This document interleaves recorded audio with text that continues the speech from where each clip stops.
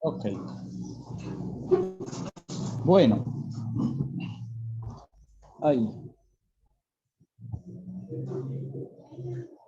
Ahora me sale una pinilla en el pabellón auricular. Sí, venga, ya lo vimos. Amibiasis. La amibiasis es una parasitosis causada por el parásito. Acuérdense que parasitosis es una enfermedad producida por parásitos, ¿oyeron? ¿Ok? Eso es parasitosis, acuérdense siempre de eso. Entonces, la amibiasis es una parasitosis porque es causada por un parásito. ¿Cuál es el parásito esta vez que está produciendo la amibiasis? El parásito llamado uy, tengo un problema. Entamoeba. Si no me equivoco, se equivocó así para Entamoeba. Entamoeba histolítica. Si no me equivoco, lo busca de todas maneras. Se escribe así, ¿oyeron? ¿Ok? Es una parasitosis causada por el parásito Entamoeba histolítica, que causa, o mejor dicho, la cual es considerada la principal causa de disentería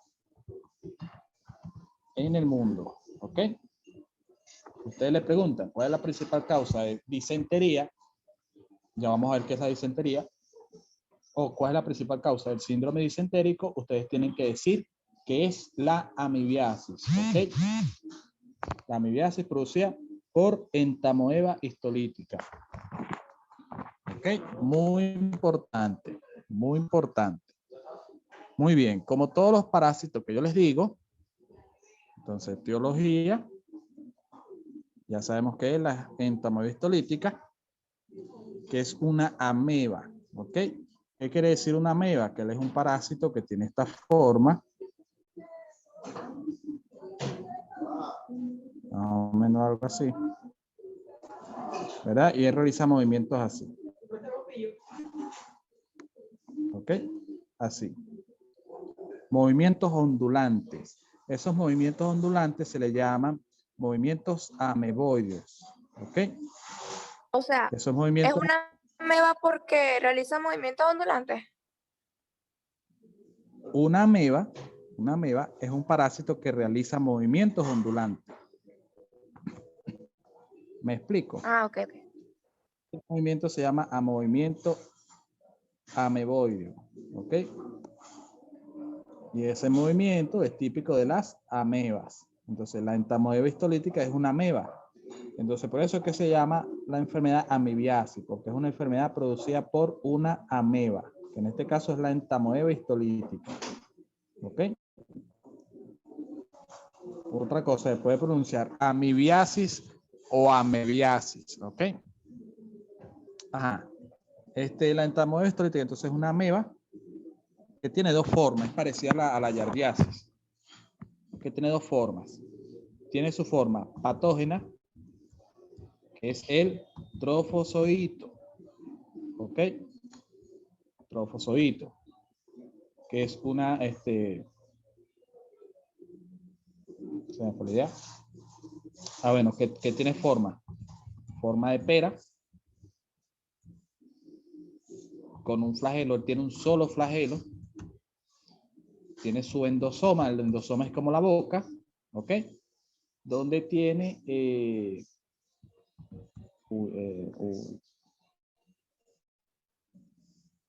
me fue el nombre, lo tengo en la punta de la lengua y no me acuerdo. Bueno, lo buscan, oye, de todas maneras, las características del parásito. Lo importante, bueno, es que tiene forma de pera, tiene un flagelo, ¿ok? Y tiene su endosoma. Más o menos tiene esta forma. La forma que yo les puse ahorita. ¿Ok? Esta es la forma patógena del parásito. Doctor, ¿cómo es esa forma patógena del parásito?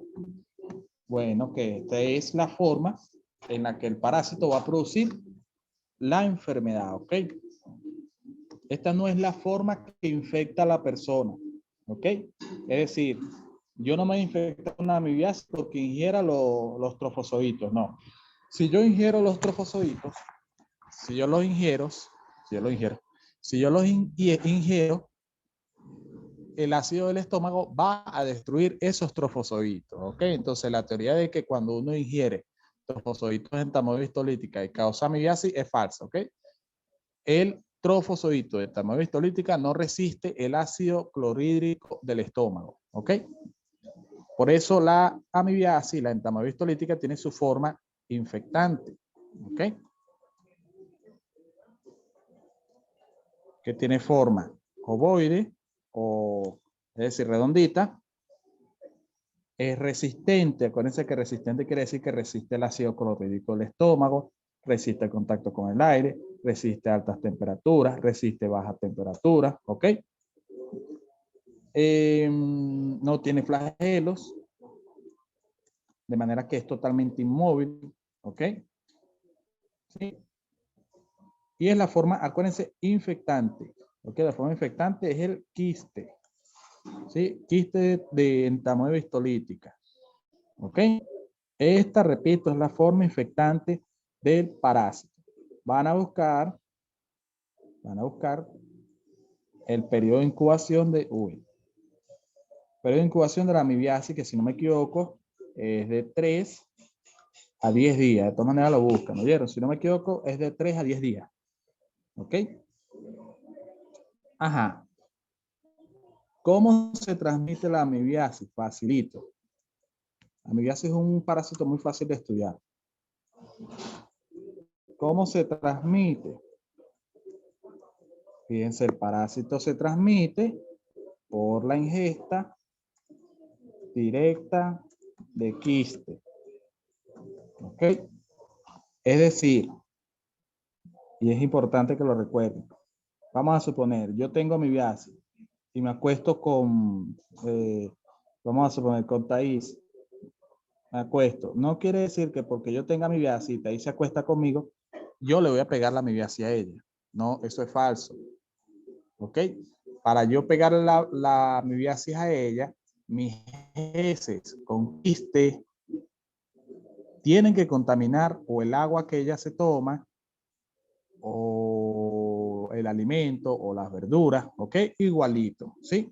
Entonces, digamos que el reservorio del parásito, de los quistes del parásito, viene siendo comida maltratada o mal cocida, ¿verdad? Verduras y frutas no lavadas, carnes no refrigeradas, en la tierra, el polvo, bueno, el polvo no, la tierra, incluso el asfalto, ¿ok? Y por supuesto, agua contaminada, ¿ok? ¿Cuáles son las personas más propensas a sufrir esta enfermedad? Las personas que viven en zonas de bajos recursos, con hacinamiento. Casi siempre los parásitos se parecen mucho, con hacinamiento y con mal saneamiento de aguas negras. Facilito. ¿Ok? ¿Hasta aquí me están entendiendo? Profe, ¿cómo con Sí. hacinamiento? Hacinamiento quiere decir que son personas, vamos a suponer que en una casa de un solo cuartico, de 2x2, viven 20 personas. Eso es hacinamiento, en donde en una casa viven muchísimas personas, viven más personas de lo que la casa está adecuada para recibir. Por ejemplo, bueno, mira, esta casa está hecha para que vivan 4 personas. Ah, ok. Pero resulta que acontece que en esa casa viven 10 personas. Entonces es una casa con hacinamiento. ¿Ok? ¿Me explico? Ok. Uy, se me fue el internet en la lacto. Dame un segundito que se me fue el internet en la láctea.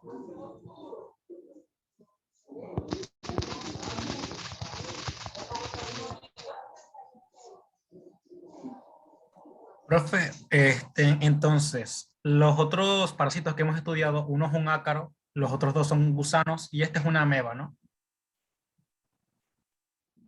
Ajá, exacto. Fíjense, la escabiosis del parásito es una artrópodo. Acuérdense lo que yo les dije. ¿Cómo se llama? El Sarcostes escabiei, que produce la escabiosis, es un artrópodo. ¿Ok? Artrópodo. Por ejemplo, los otros artrópodos son la pulga, los piojos, las garrapatas. ¿Ok? Ok. El ascari es un helminto. ¿Ok? El minto son los parásitos que tienen forma de gusano y son macroscópicos. Nosotros los podemos ver. ¿Ok? Y la amibiasis, la entamoeba histolítica y la Giardia lamblia, que producen giardiasis y amibiasis, son protozoos. ¿Ok? ¿Sí? ¿Estamos claros? Ok, ok. Sí, no. Ok. Muy bien. Seguimos entonces. Seguimos.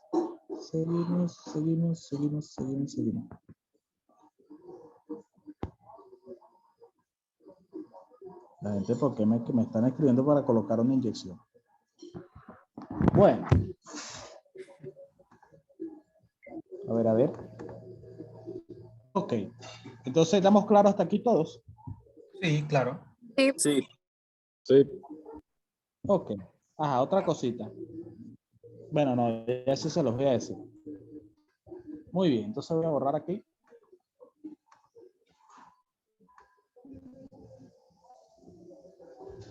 ¿Cómo es el ciclo de vida de la entamoeba histolítica? Muy parecido a la giardiasis, ¿ok?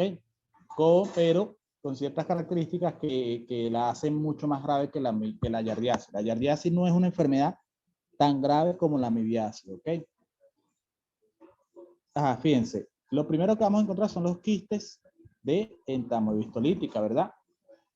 Los cuales, como igualito que en la giardia, los quistes de entamoeba histolítica salen con las heces al medio externo. Puede ser que entre en contacto con las frutas o verduras que están sembradas, algún sembradío, o con alguna, ¿cómo se llama?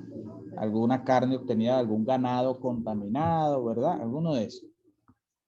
Y la carne maltratada, de alguna forma, no se cocina bien y viene la persona e ingiere los quistes de entamoeba histolítica. ¿Qué ocurre? Igualito, esos quistes son resistentes al ácido clorhídrico del estómago. ¿Ok? Entonces los quistes pasan al estómago, ácido del estómago, llegan al intestino, específicamente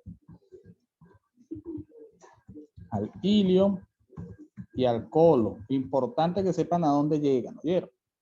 Ya les voy a decir por qué. Llegan al ilion, que es la porción terminal del intestino delgado, y al colon, que es el intestino grueso, ¿verdad?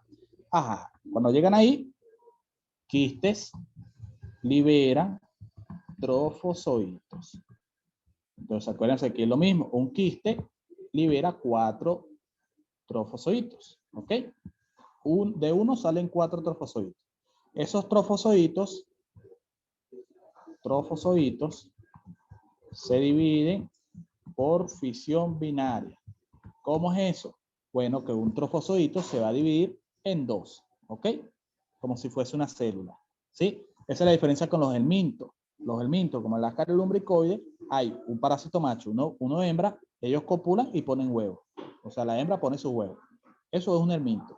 Los artrópodos hay macho y hembra, ¿verdad? Incluso, por ejemplo, si no me equivoco, la pulga es hermafrodita. O sea, la pulga hembra puede autocopularse. Pero mayormente macho y hembra copulan y ponen huevos. Y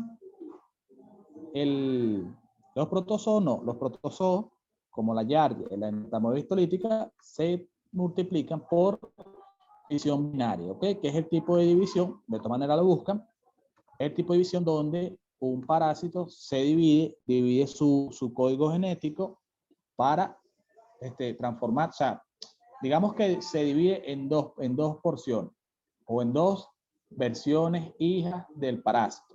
Un trofozoito se divide en dos hijos o trofozoitos, ¿ok? En pocas palabras. Entonces, esos trofozoitos invaden, esos trofozoitos se van a dividir en una forma, ya lo voy a buscar, una forma magna y una forma minor. La forma magna invade la mucosa del intestino. Y la forma minor se transforma en quiste. ¿Ok? Y ese quiste sale nuevamente por las heces a infectar a otra persona. ¿Ok? Ahí se completa el ciclo evolutivo, o ciclo evolutivo no, el ciclo vital de la entamoeba histolítica. ¿Estamos claros con esto? Vale, sí. Sí. Sí, Ajá. clarísimo. ¿Qué es lo que ocurre con la entamoeba que no ocurre con la yardiácea? Fíjense, la entamoeba histolítica, ¿verdad? ¿Qué pasó con esto? Ajá. Entamoeba histolítica, la mucosa del intestino delgado causa úlceras. Y son úlceras que se llaman úlceras en botón de camisa. ¿Ok? ¿Cómo es eso, doctor? Bueno, fíjense. Vamos a suponer que este es el intestino delgado.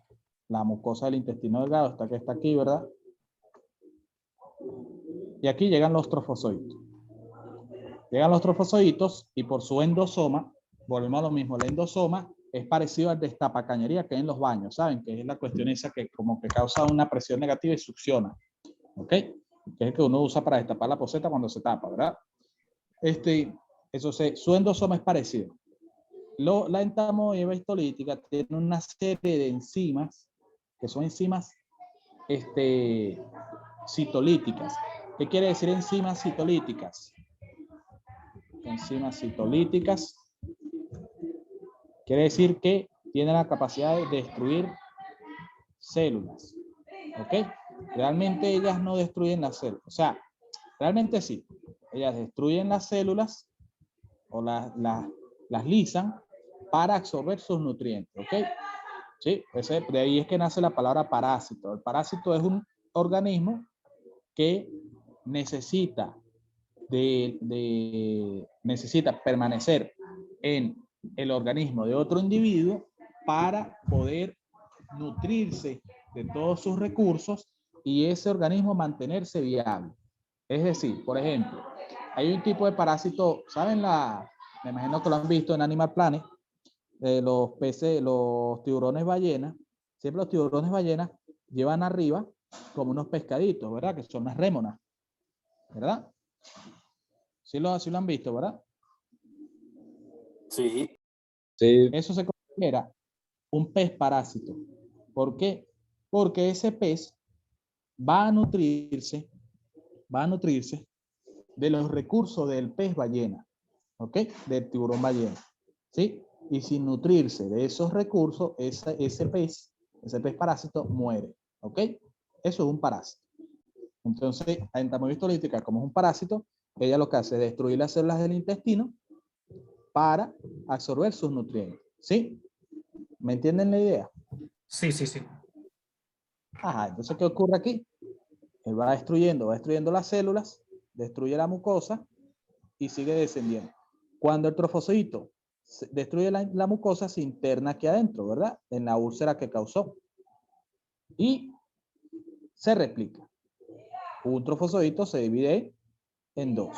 Y 2 se dividen en 4 y así sucesivamente. Y ellos siguen destruyendo las células e invaden a la submucosa, que está constituida por tejido conectivo.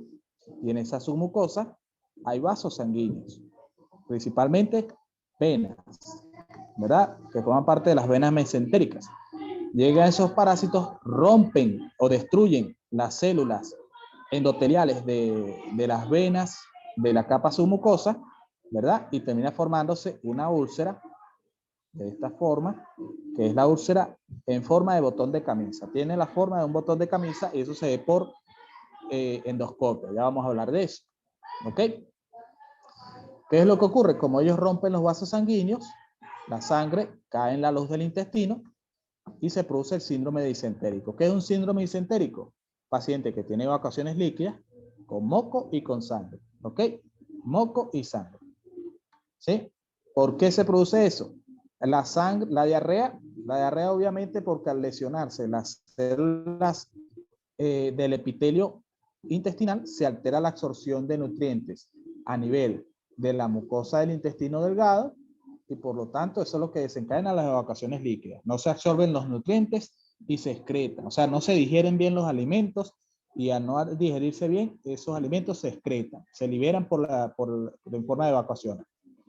Ahora, la sangre viene porque el parásito rompe los vasos sanguíneos y la sangre cae a la luz del intestino y eso sale con las heces. ¿Y el moco por qué? Porque nosotros en la mucosa del intestino delgado, sobre todo en el ilio y sobre todo en el colon, por eso es importante saber que está en el colon, sobre todo en el colon, hay muchas células caliciformes, que son células que producen moco. ¿Ok?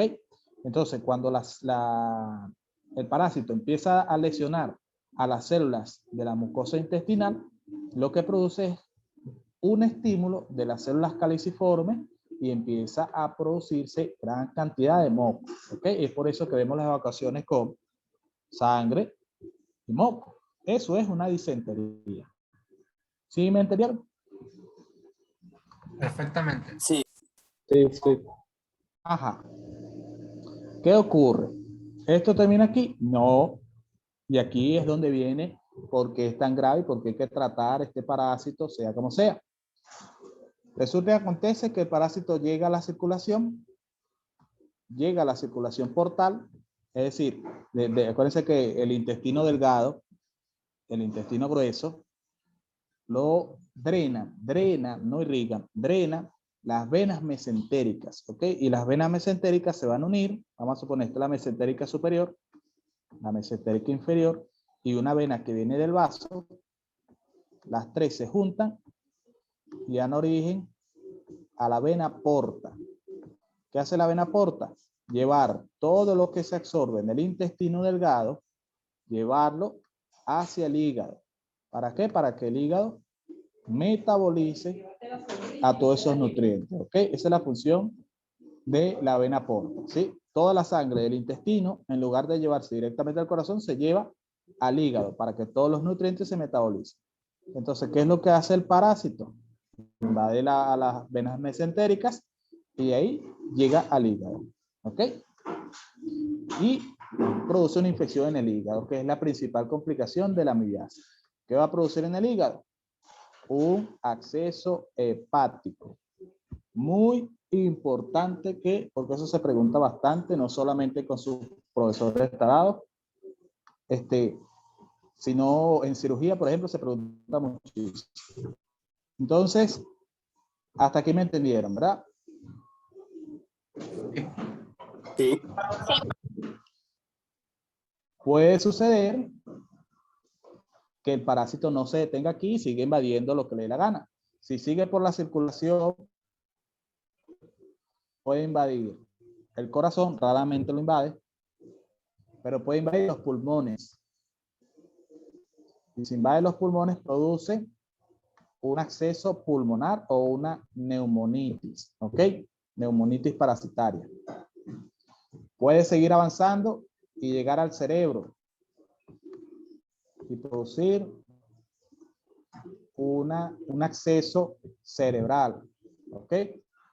Puede seguir avanzando e invadir a los riñones y producir un acceso renal, ¿ok? ¿Sí?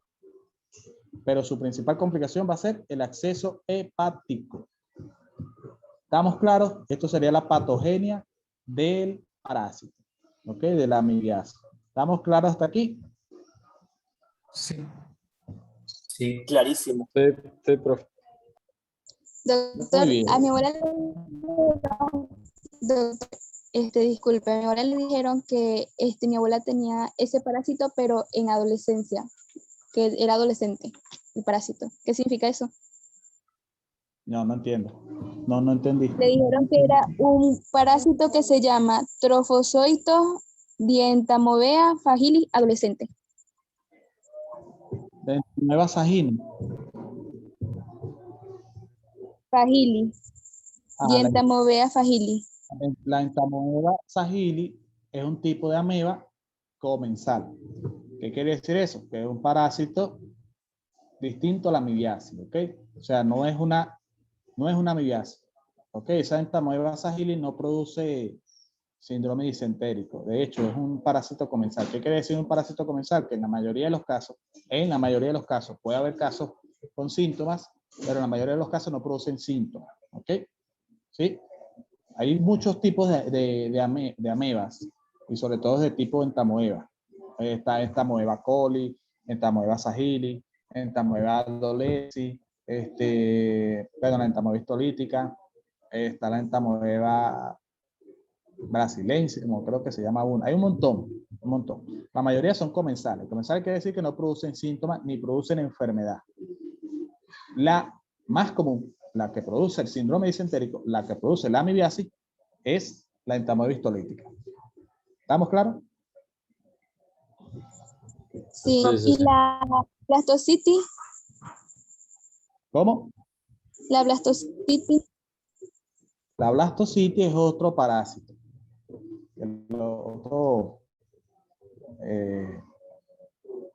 La blastocitis es, sí, un parásito. La blastocitis es un tipo de parásito protozoo. Normalmente también es comensal, pero a veces se asocian casos de diarrea con él. El más común del género blastocitis es el Blastocitis hominis.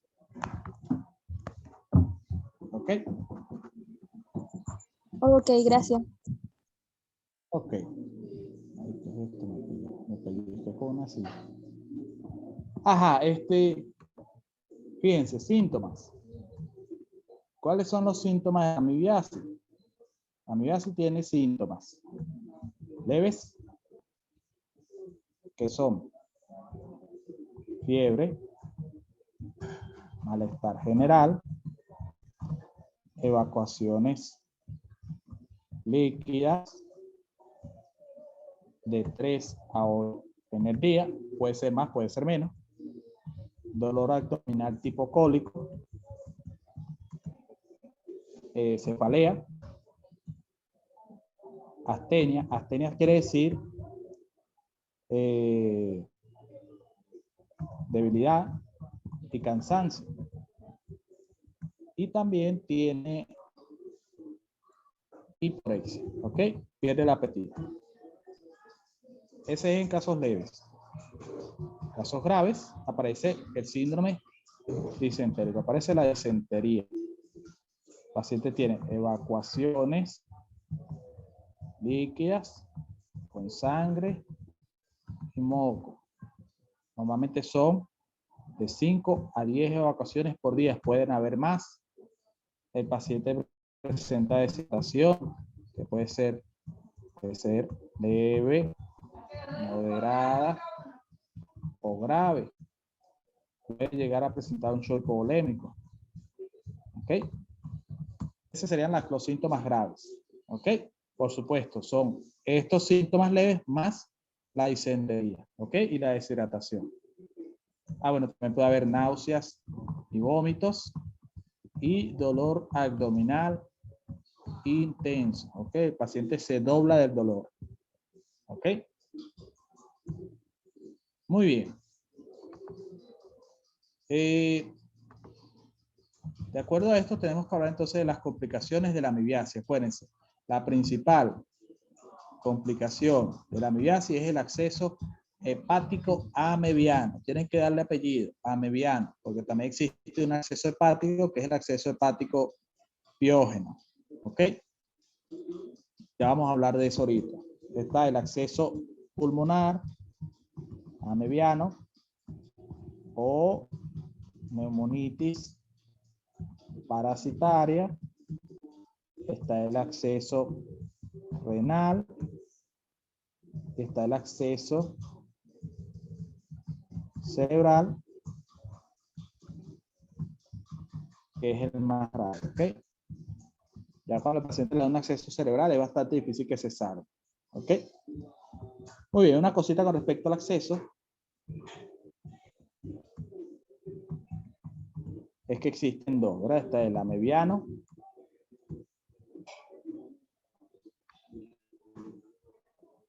Vamos a hacer un cuadrito. Está el amebiano. Y el piógeno. ¿Ok? Y ellos se diferencian. Y se pregunta siempre la diferencia. Primero, el color de la secreción, el color del pus. El color del acceso hepático amebiano es de color chocolate. Y esto es muy típico, ¿oyeron? Es de color chocolate. El piógeno es de tipo amarillento. ¿Ok? El olor, los dos son fétidos. Los dos son fétidos. Si ustedes llegan a entrar a una autopsia de un acceso hepático amebiano, créanme que es lo peor que van a oler en su vida, ¿oyeron? Eso no tiene comparación, de verdad, eso no tiene comparación. Eso es tremendo, ¿oyeron? Ajá. El número, el acceso amebiano es único y grande. El piógeno son varios y pequeños, ¿ok?